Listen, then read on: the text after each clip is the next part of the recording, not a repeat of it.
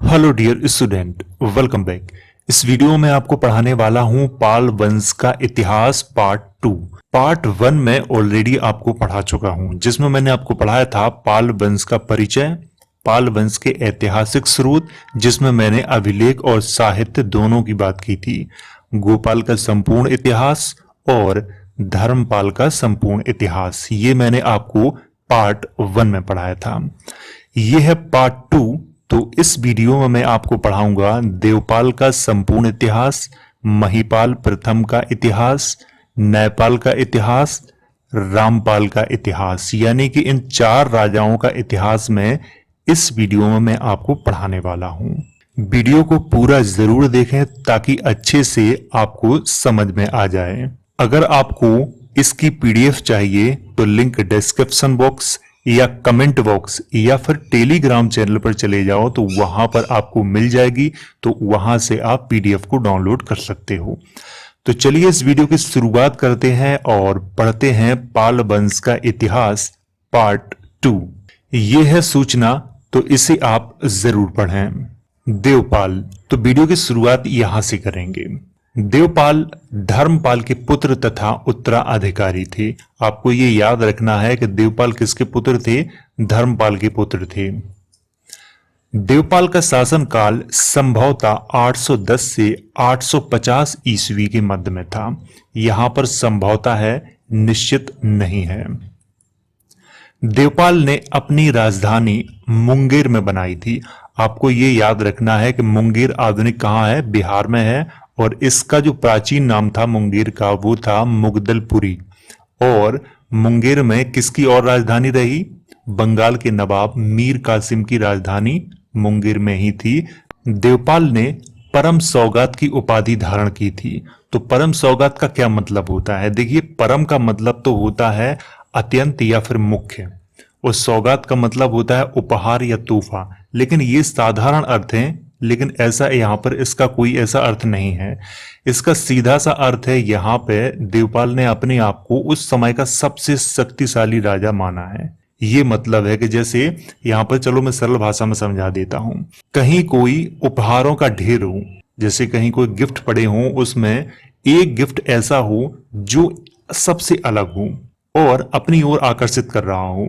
तो ठीक यहाँ पे परम सौगात का मतलब भी यही है कि राजा तो उस समय बहुत थे भारत में, लेकिन देवपाल एक ऐसे राजा थे जो सभी राजाओं से शक्तिशाली थे और अलग थी। तो परम सौगात का मतलब यही है। देवपाल के दरबार में प्रसिद्ध बौद्ध विद्वान वज्रदत्त रहते थे, जिन्होंने लोकेश्वर शतक नामक ग्रंथ की रचना की थी। तो आपको यहाँ पे याद रखना है कि देवपाल के दरबार में कौन रहते थे? वज्रदत्त रहते थे, और इन्होंने लोकेश्वर शतक नामक ग्रंथ की रचना की थी। देवपाल के सेनापति का नाम लवसेन था। आपको याद रखना है इनके बारे में, क्योंकि इनकी चर्चा मैं आगे करूंगा। नालंदा लेख के अनुसार देवपाल बौद्ध धर्म के अनुयायी थे और उनके शासनकाल में बौद्ध धर्म का प्रचार प्रसार भारत के अलावा अन्य देशों में भी किया गया था। तो आपको यहाँ पर भारत के अलावा Sri Lanka, Indonesia, Myanmar, Tibet, Mongolia आदि देशों में बौद्ध धर्म का प्रचार किया था। किसने करवाया था? ये देवपाल ने करवाया था। देवपाल ने प्रतिहार राजा मिहिर भोज को पराजित किया था।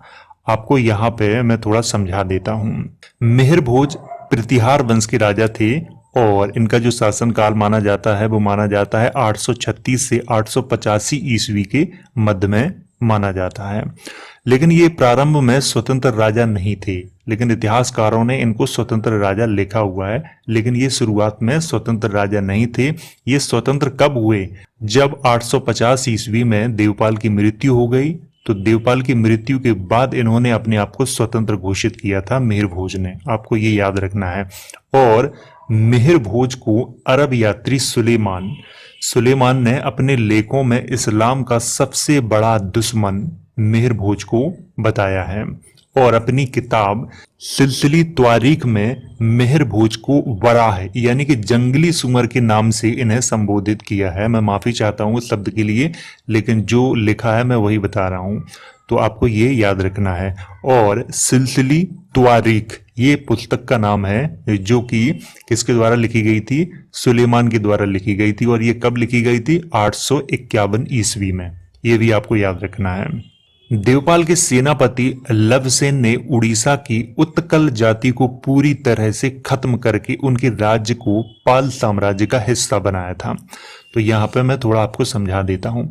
उड़ीसा में एक जाति थी जिसका नाम था उत्कल जाति, लेकिन उस समय उड़ीसा का नाम भी उत्कल ही था। तो उस समय उत्कल एक जाति भी थी उड़ीसा में। तो मूल रूप से ये अपने आप को ब्राह्मण मानती थी कि ये ब्राह्मण थी, लेकिन इनको किसने खत्म किया था? लवसेन ने किया था। लवसेन भी ब्राह्मण थे, लेकिन ये बंगाल के ब्राह्मण थे। तो इनके मध्य युद्ध हुआ था और लवसेन जो कि देवपाल के सेनापति थे, उन्होंने पूरी उत्कल जाति को ही खत्म कर दिया था और उनके पूरे साम्राज्य को पाल वंश का हिस्सा बनाया था। देवपाल के शासनकाल में पाल साम्राज्य सबसे विशाल था, जिसकी सीमाएं बंगाल, बिहार, उत्तर प्रदेश, मालवा, दिल्ली, राजपूताना, झारखंड, उड़ीसा और असम से भी आगे तक थी। तो ये आपको याद रखना है। यहाँ पर पाल वंश में सबसे शक्तिशाली राजा अगर कोई था तो वो देवपाल का नाम जिसमें सबसे प्रमुख आता है, क्योंकि इनके साम्राज्य की सीमाएं बहुत लंबी लंबी थी। तो ये आपको यहाँ पे याद रखना है। अरब यात्री सुलेमान ने अपने लेखों में देवपाल को भारत का सबसे शक्तिशाली राजा बताया है। तो यहाँ पर थोड़ा मैं आपको समझा देता हूँ। पहले तो मैं आपको ये बता देता हूँ कि ये सुलेमान ने भारत की यात्रा कब की थी। ये निश्चित नहीं है, परंतु इतिहासकारों का एक अनुमान है कि 840 से 850 ईस्वी के मध्य में सुलेमान ने भारत की यात्रा की थी। ये इतिहासकारों का अनुमान है, क्योंकि 851 में एक ग्रंथ लिखा था उन्होंने जिसका नाम सिलसिली त्वारीख है। तो सिलसिली त्वारीख में ही कहा है किसको? देवपाल को भारत का सबसे शक्तिशाली राजा। देवपाल के बाद महेंद्रपाल, जिनका शासनकाल 850 से 854 ईस्वी के मध्य में था। फिर हुए विग्रहपाल, जिनका शासनकाल 854 से 855 ईस्वी के मध्य में था।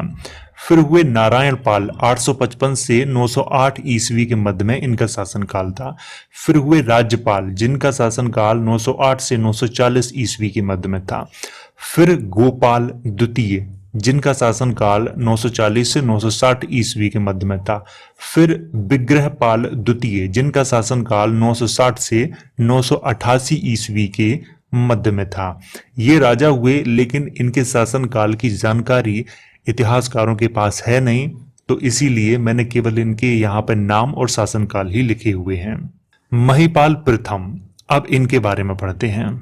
महिपाल प्रथम विग्रहपाल द्वितीय के पुत्र तथा उत्तराधिकारी थे। महिपाल प्रथम का शासनकाल 988 से 1038 ईस्वी के मध्य में था, लेकिन ये संभवतः है, निश्चित नहीं है। इतिहासकार अलग अलग शासनकाल लिखते हैं। महिपाल प्रथम के शासनकाल में चौल वंशीय राजा राजेंद्र चौल ने बंगाल पर आक्रमण किया था। मैं आपको बता दूं कि राजेंद्र चौल जो कि चौल वंशीय राजा थे और इनका शासनकाल माना जाता है 1012 से 1044 ईस्वी के मध्य में माना जाता है। तो आपको ये यहाँ पे याद रखना होगा। महिपाल प्रथम के शासनकाल में सारनाथ, नालंदा और काशी में अनेक बौद्ध विहारों का पुनर्निर्माण करवाया गया था, जिसमें से धर्मराजिका और धमेक स्तूप और गंधकुटी सबसे प्रमुख माने जाते हैं। तो आपको ये याद रखना होगा कि धर्मपाल के शासनकाल में क्या हुआ था। सारनाथ, नालंदा और काशी में जो बौद्ध विहार थे उनका पुनर्निर्माण करवाया गया था। महिपाल प्रथम को पाल वंश का दूसरा संस्थापक माना जाता है, क्योंकि देवपाल के बाद सभी राजा बहुत कमजोर हुए और उनके शासनकाल में पाल वंश का पतन अवस्था में था। परंतु महिपाल प्रथम ने पाल वंश को फिर से मजबूत किया। मैं आपको बता दूं कि देवपाल के बाद जितने भी राजा हुए वो कमजोर राजा हुए पाल वंश में, और ये समझ लो कि उनके शासनकाल में पाल वंश का पतन ही हो गया था। लेकिन महिपाल प्रथम जब राजा बने पाल वंश के, तो उन्होंने दोबारा से पाल वंश को मजबूत किया। इसीलिए इतिहासकारों ने पाल वंश का दूसरा संस्थापक महिपाल प्रथम को माना है। ये आपको यहाँ पे याद रखना है, इसीलिए मैंने ये हाईलाइट कर दिया है। महिपाल प्रथम के दरबार में बौद्ध विद्वान आचार्य धर्मपाल रहते थे और महिपाल प्रथम ने उन्हें बौद्ध धर्म के प्रचार प्रसार के लिए तिब्बत भेजा था। देखिए, ये प्रश्न एक बार एग्जाम में पूछा गया था, तो यहाँ पर इसको याद रखें कि आचार्य धर्मपाल किसके दरबार में रहते थे? महिपाल प्रथम के दरबार में रहते थे और इन्हें महिपाल प्रथम ने बौद्ध धर्म के प्रचार प्रसार के लिए कहाँ भेजा था? तिब्बत भेजा था। तो ये आपको यहाँ पे याद रखना है। तो जितना ये मैंने हाईलाइट किया हुआ है, ये आपको याद रखना है। अब पढ़ते हैं नेपाल के बारे में। नेपाल महिपाल प्रथम के पुत्र तथा उत्तराधिकारी थे। नेपाल का शासनकाल 1038 से 1055 ईस्वी के मध्य में था, लेकिन ये संभवतः शासनकाल है, निश्चित शासनकाल किसी भी राजा की नहीं है। नेपाल के शासनकाल में चेदी, जिसका आधुनिक नाम बुंदेलखंड है, चेदी के कलचुरी राजा लक्ष्मीकर्ण और नेपाल के मध्य भीषण युद्ध हुआ था, जिसमें सोमपुरी विश्वविद्यालय के आचार्य दीपांकर श्रीज्ञान ने दोनों राजाओं के मध्य संधि करवाई थी और संधि की शर्त के अनुसार नेपाल के पुत्र विग्रहपाल तृतीय का विवाह कलचुरी राजा लक्ष्मीकर्ण की पुत्री यौवनश्री से करवाया गया था। तो चलिए मैं आपको यहाँ पे समझा देता हूँ। देखिए, नेपाल के शासनकाल की प्रमुख एक ही घटना है, वो है लक्ष्मीकर्ण, जो कि कलचुरी राजा थे।